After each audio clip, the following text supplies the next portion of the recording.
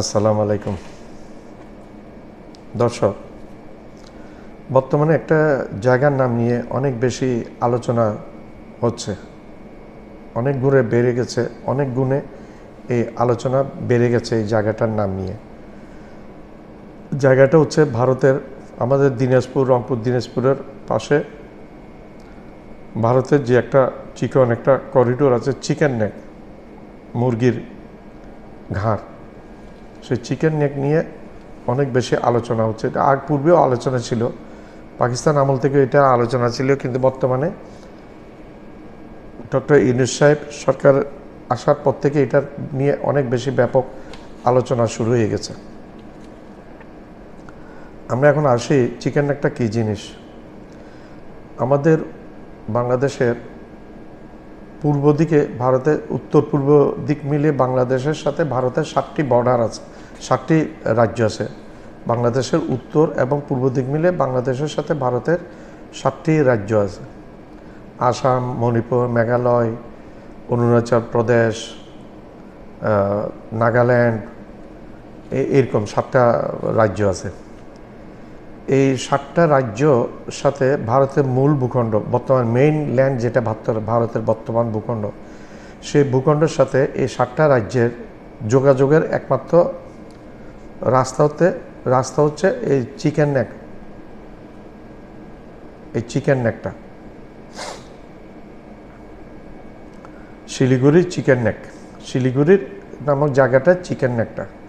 এখানে আমরা জানতে পারি যে ভারতের এই 7টা রাজ্যের সাথে ভারতের মেন দেশের সাথে যোগাযোগের একমাত্র হচ্ছে 2টা ওয়ে। একটা হচ্ছে রেলপথ, একটা ব্রিজ আছে, রেলপথ আছে, আরেকটা হচ্ছে সড়কপথ।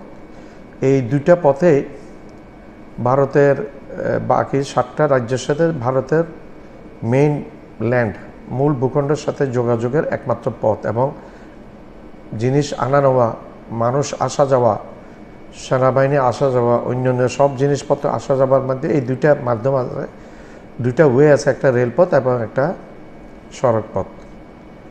এখন কথা হচ্ছে বাংলাদেশের এই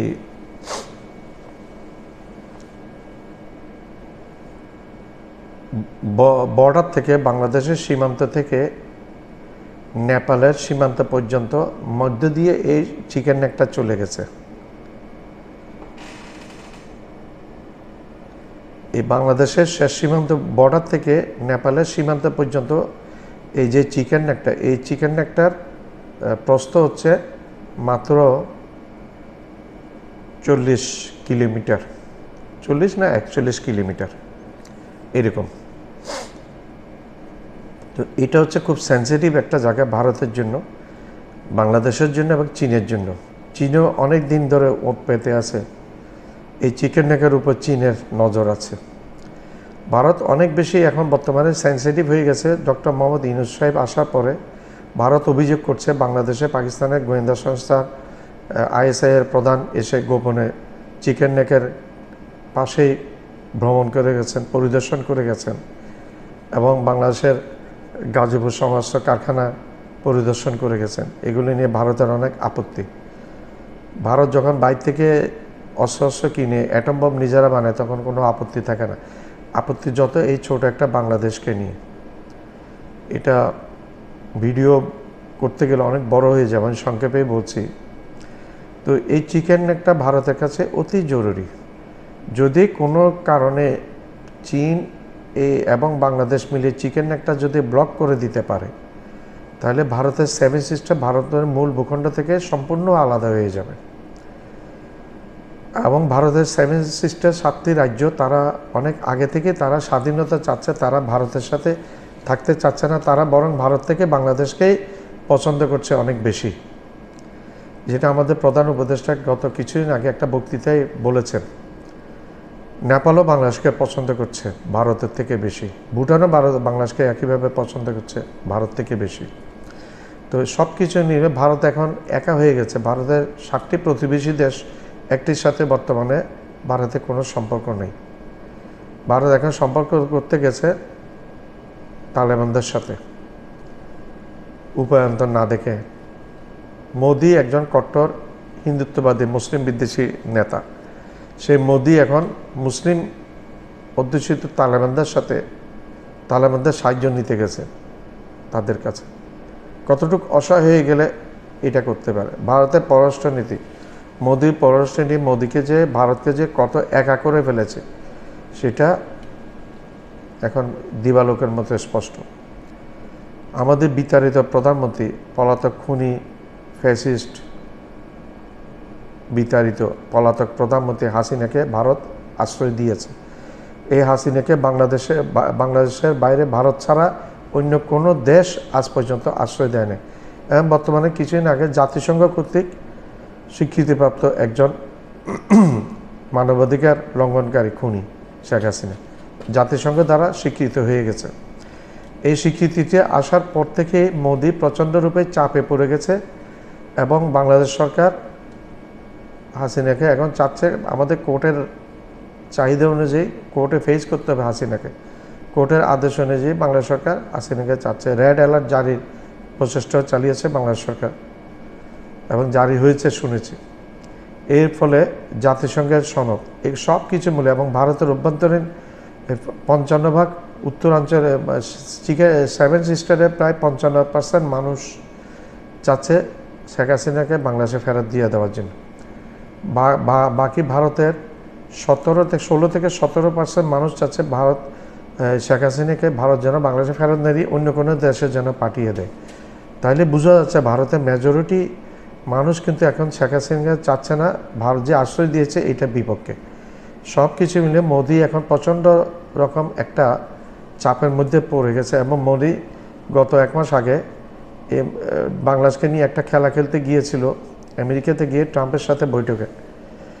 ট্রাম্প সরাসরি বলেছে বাংলাদেশের সরকার পরিবর্তনের মধ্যে আমেরিকা ডিপ স্টেটের কোনো হাত নাই। এটা একটা চাপের আঘাত মোদির জন্য। মোদি চেয়েছিল উস্কে দিয়ে ট্রাম্প যেন গরম করে করে কিছু উল্টাপাল্টা কথা বলে ফেলে, কারণ ওই সময় ছিল ক্ষমতায় ছিল জো বাইডেনের অনেক কিছু ট্রাম্প বাতিল করলেও কিন্তু এটা ট্রাম্প এই ব্যাপারে বলেছে আমেরিকার ডিপ স্টেটে কোনো হাত নেই সরাসরি। এখানে চপাটাঘাত খেলাম মোদি। এর পরবর্তীতে ডক্টর ইউনূস সাহেব এবং বাংলাদেশের সংখ্যালঘু ইস্যু নিয়ে কথাবার্তা বলতে চেয়েছিল, সাংবাদিক দিয়ে প্রশ্ন জিজ্ঞাসা করেছিল এবং সেই উত্তরে ট্রাম্প বলেছে এই ব্যাপারে আমার থেকে মোদি ভালো বলতে পারবেন এবং উনি উত্তর দেবেন। এটা উনি বাংলাদেশ নিয়ে 100 বছর নিয়ে রিসার্চ করেছেন, উনি ভালো উত্তর দিতে পারবেন। এটা আরেকটা চপাটাঘাত। মোদি বুঝে ফেলেছেন এই প্রশ্নে এই বলটা যখন মোদি কোর্টে ছেলে দিলেন, মোদি তখন শেখ হাসিনা এবং বাংলাদেশের ব্যাপারে কোনো কথা উল্লেখ না করে মোদি তাড়াতাড়ি চলে গেলেন ইউক্রেন রাশিয়া যুদ্ধে। মোদি আর রিস্ক নিতে চায়নি হাসিনার কোনো কথা বলে, বুঝে ফেলেছেন। সব কিছু মিলে এখন আর মোদির জনপ্রিয়তা দিন দিন নিচের দিকে চলে যাচ্ছে। সব কিছু মিলে মোদি হয়তো বুঝতে পেরেছেন যে হাসিনাকে আর হয়তো রাখা যাবে না। এইরকম একটা বাতাস গত কয়েকদিন থেকে শোনা যাচ্ছে। মোদি যদি দিয়ে দেয় সেটা ভারতের জন্য বুমেরাংও হতে পারে। হাসিনা তখন অনেক কিছু মোদির সাথে মিলে, ভারতের সাথে মিলে, রয়ের সাথে মিলে যে বাংলাদেশে অঘটন ঘটিয়েছেন অনেক কিছু বলে দিবে, তখন ভারত প্যাচে পড়ে যাবে। ভারত অলরেডি কানাডা থেকে বিতাড়িত কানাডার শিখ নেতাকে হত্যাকাণ্ডের সাথে ভারত জড়িত, এটা প্রমাণ হয়েছে কানাডা সরকার আমেরিকার গোয়েন্দা সংস্থার রিপোর্টে এই রিপোর্টটা উঠে এসেছে। আমেরিকার শিখ নেতা পান্নুকে হত্যা করতে গিয়েছিল, কিন্তু সিআইএ কারণে এফবিআই কারণে এই হত্যাকাণ্ডটা করতে পারেনি। সব কিছু মিলে মোদি এবং র যে একটা সন্ত্রাসী সংগঠন, কিলার সংগঠন, সেটা এখন দুনিয়ার কাছে দিব্যালোকের মতো পরিষ্কার হয়ে গেছে। এর মধ্যে সুইজারল্যান্ড ভারতকে অনেক সুযোগ সুবিধা দিত ইম্পোর্ট এক্সপোর্টের ব্যাপারে, সেই সুযোগ সুবিধা ক্যান্সেল করে দিয়েছে। টোটালি মোদি এখন ভালো অবস্থানে যায়। মোদির যে দিন সামনে খারাপ আসছে, যদি মোদি এত বুদ্ধিমান আমার মনে হয় না। আর ডক্টর ইউনূস সাহেবের সাথে কোনো রকমে মোদি কুলে আসতে পারেনি পাঙ্গা নিয়ে, সবভাবে হেরে গেছে মোদি। তো মোদি এখন শেখ হাসিনাকে নিয়ে শ্যাম রাখে না, কুল রেখে ছাড়লেও বিপদ, রাখলেও বিপদ, সব দিকে এখন এই মোদির জন্য এখন উভয় সংকট। দেখা যাক ভবিষ্যতে বলতে পারবে মোদি কি ব্যবস্থা নেই। 1-1.5 মাসের মধ্যে বাংলাদেশ বলেছে বাংলাদেশে শেখ হাসিনাকে নিয়ে আসবে। এখন কোনটা করবে? জাতিসংঘের রিপোর্ট যে অনুযায়ী শেখ হাসিনা খুনের আসামি এবং মানবাধিকার ভঙ্গকারী, চরমভাবে মানবাধিকার লঙ্ঘন করেছেন, সব কিছু নিয়ে এখন মোদি হয়েছে শ্যাম রাখি না কুল রাখি।